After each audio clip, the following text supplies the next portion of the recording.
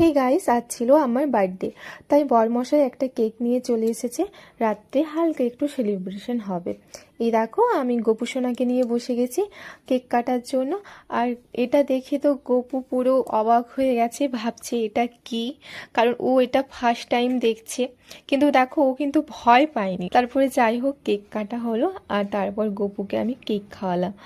ওর দেখো, ওর শুধু রিয়েকশনটা দেখো। প্রথমে একটু জাস্ট টেস্ট করে নিল, কারণ ও প্রথম ভেবেছে যে ওর খাবার হয়তো দিচ্ছি, কিন্তু যখনই দেখলো না ওটা ওর খাবার নয়, দেন দেখো ও নিজের থেকে মুখ খুলে খাবে। কিন্তু এটা যদি এখন ওর খাবার হতো তাহলে ও আর মুখ খুলতো না। যাই হোক, তারপর তোমাদের দাদাভাইকেও আমি কেকটা খাইয়ে দিলাম। আর এই দিকে তোমরা শুধু গপুকে লক্ষ্য করতে থাকো, ও চুপচাপ কেন বসে আছে তোমরা জানো? জাস্ট ও কেকটা দেখেছে তাই ও চুপচাপ বসে আছে। তাহলে চলো, সবাই ভালো থেকো, সুস্থ থেকো। দেখা হচ্ছে কাল একটা নতুন ভিডিওর সঙ্গে।